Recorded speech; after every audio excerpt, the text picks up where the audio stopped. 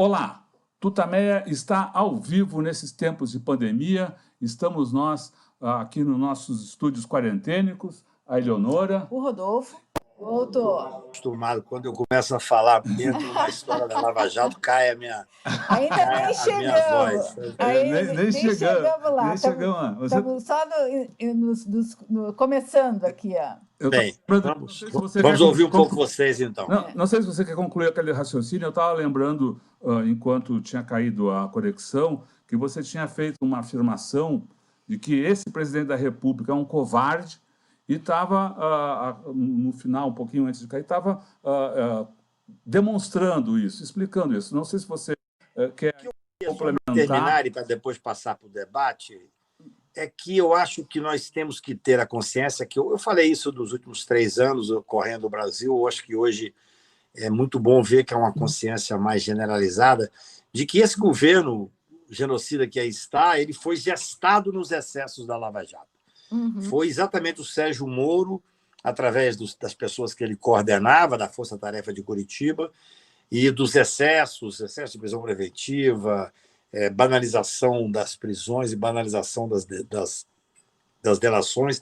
A estrutura que montaram exatamente fizeram a hipótese, inclusive de uma instrumentalização do Poder Judiciário do Ministério Público, prendendo o principal concorrente desse presidente e depois mercadejando a toga ao conversar com o governo ainda com o juiz. É uma coisa incrível como o Poder Judiciário pode aceitar isso.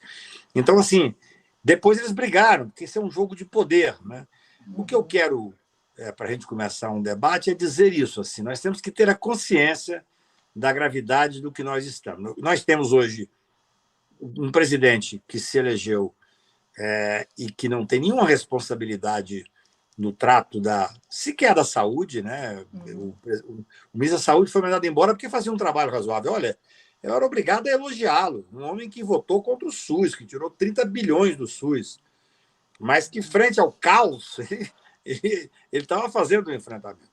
Então, assim, eu acho que é muito triste e que cabe a nós fazer essas discussões. Eu agradeço imensamente a oportunidade de conversar com vocês, com as pessoas aí do seu canal, e o Tutameia é uma lenda hoje, já é muito bom ver isso. A gente já vai... A Eleonora está aqui, está se preparando, tá? Para falar sobre Lava Jato, que ela fez um monte de anotações a respeito do seu artigo. Mas, antes disso, eu queria ainda só ficar numa questão que, nessa sua primeira intervenção, você qualificou várias vezes, usou a palavra genocida para qualificar o presidente Bolsonaro e esse governo. Como você justifica o uso dessa qualificação? Olha, na verdade, é uma questão técnica, né? Quer dizer, você tem uma proposta de extermínio dos índios, você tem uma proposta... no meu ponto de vista, nós temos que alargar certos conceitos. Quando eu vejo os organismos internacionais virem falar, não, mas aqui nós não... Chegou lá a denúncia contra o governo. Aqui nós não podemos enquadrar, porque o genocídio é quando você está tendo uma guerra e está exterminando um povo específico e tal. Eu entendo que tem que haver um contorno. Eu sou advogado criminal, tenho uma visão sempre garantista, sempre de defesa, e acho que a pior coisa que pode existir é tentar ter o direito penal como saída para as crises. O direito penal não é saída para as crises, ao contrário. O direito penal é a última ratio sempre. Só que nós estamos vivendo uma questão que eu queria ampliar esse conceito dentro dos organismos internacionais, inclusive. Eu pergunto a vocês, no começo dessa discussão do enfrentamento desse vírus, eles tinham um símbolo lá, que era o Osmar Terra, se não me engano, o nome dele era esse. Ele falava assim, não vai ter mais que 800 mortos. E isso, evidentemente, os grupos que apoiam o governo levaram esse homem para falar no Brasil inteiro. Hoje nós estamos com 90 mil mortos oficialmente. E esse homem continua tendo espaço no governo. Então, assim, no meu ponto de vista, hoje, o fato de não ter um ministro da Saúde, o fato de não ter uma possibilidade de dizer qual o enfrentamento técnico nós estamos tendo. Olha, o Brasil já é, talvez, tirando os Estados Unidos, porque lá você tem um, um Bolsonaro que fala inglês, não há muita diferença entre essas duas políticas. Agora nós estamos relegados a quinto plano, porque eles não querem o apoio do Bolsonaro, que atrapalha, mas até então o Bolsonaro era um homem completamente ligado a ele. Então, nós não temos política de enfrentamento. Eu acho isso inacreditável. O que se faz ao proibir que os índios tenham acesso às questões minerais, a vetar algumas questões relativas ao tratamento dos indígenas, tudo isso nós temos que começar a ter um pensamento global, entendeu? Nós não podemos ficar nos conceitos que são conceitos. Eu até diria, com toda dificuldade, eu sendo advogado, que nós temos que ampliar esses conceitos, porque nós estamos em tempo de guerra. Nós estamos em tempo de guerra. Eu não tenho nenhuma dúvida. Quer dizer, o enfrentamento dessas questões, nós temos 1 milhão de coisas para discutir. Felizmente, as instituições estão funcionando. Por mais que esse presidente tenha querido esgarçar a questão institucional, tentar criar espaço para fazer um golpe que ele achava que era possível falar em golpe constitucional, mas, na verdade, com 100 mil mortos, isso é bem por baixo, com as curvas ainda todas crescendo. Eu hoje conversei em Portugal, estava lá, acho que 150 pessoas infectadas no dia, sem mortos, ou com um ou outro que ainda remanescente do período mais grave. Nós vamos começar a tratar de questões absolutamente de forma técnica? Não. Nós vivemos um descalabro, né, no tratamento da maior crise sanitária de todos os tempos. Só para ficar nesse tema ainda, quer dizer, muita gente acha que a gente vai ter que ter uma comissão da verdade para apurar tudo o que aconteceu. Você está falando em guerra, quer dizer, Bolsonaro pode ser processado, punido por tudo que está acontecendo no Brasil? São duas coisas distintas. Se você for pegar as hipóteses que estão sendo levadas para os organismos internacionais, que eu entendo que é muito importante, tem um grupo de advogados e de militantes de direitos humanos, de pensadores e filósofos que têm feito isso, dificilmente isso vai dar resultado. Tem uma força simbólica, porque, como eu digo, nós temos no Brasil uma postura de não enfrentamento, mas que, sob o prisma técnico, não enfrentaria a expressão de genocídio suficiente, por exemplo, para o Tribunal Penal Internacional.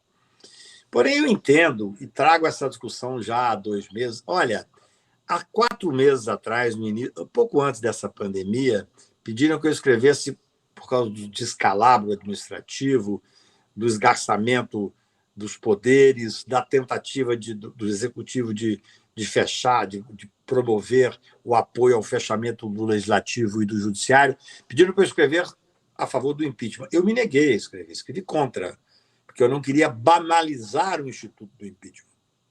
Depois, na forma que esse governo tratou e trata a pandemia, eu fui obrigado a mudar. Quer dizer, ele banalizou a vida. Entre banalizar o instituto do impeachment e banalizar a vida, eu quero, então, fazer uma discussão de qual é o valor preponderante.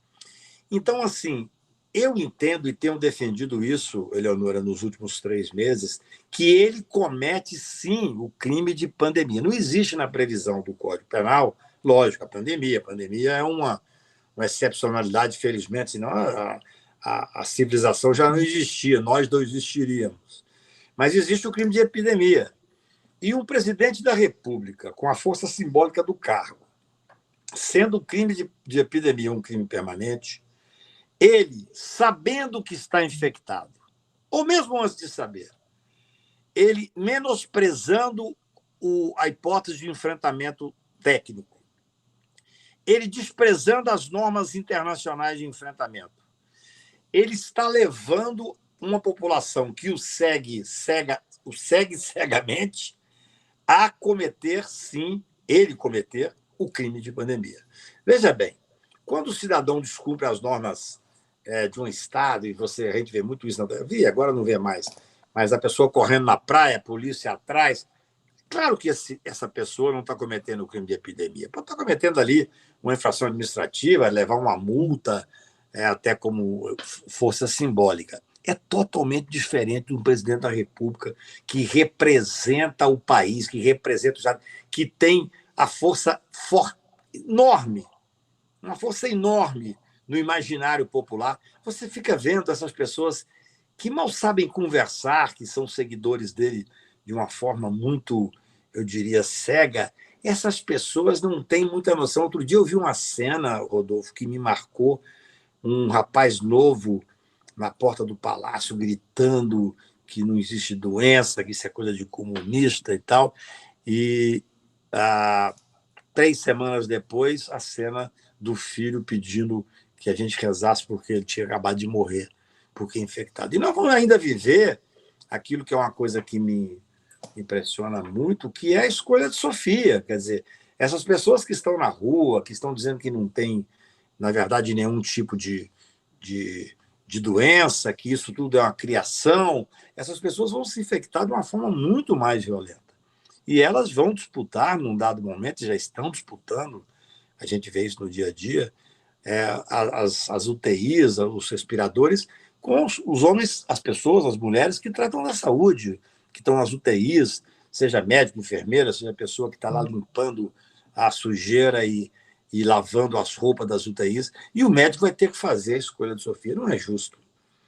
É um momento dramático. Então, tecnicamente falando, eu defendo que ele comete, sim, ele, presidente da República, o crime de pandemia, que é equiparável ao crime de epidemia, porque é um crime permanente e ele está com a força que tem, com o movimento que faz, fazendo... Agora, então, que ele se infectou, tem uma cena dele infectado, conversando com um gari sem máscara, que é algo que dói, assim, que dói. Aquela coisa, é o desprezo. O desprezo pela vida humana, o desprezo pelo respeito às pessoas. Então, assim, o problema todo é que nós dependemos de uma investigação independente, de um inquérito, para chegar a essa conclusão. Essa é uma outra questão. Nós temos muito o que discutir no Brasil. A força do Ministério Público Federal, a força que está nas mãos do Procurador-Geral da República, que é o único que pode denunciar o presidente. Você imagina, para receber uma denúncia contra o presidente da República é necessário a maioria do plenário do Supremo Tribunal Federal. Mas essa denúncia só existirá se uma pessoa, o Procurador-Geral da República, apresentar. Então, o nosso momento é muito grave, merece muita reflexão e é extremamente grave.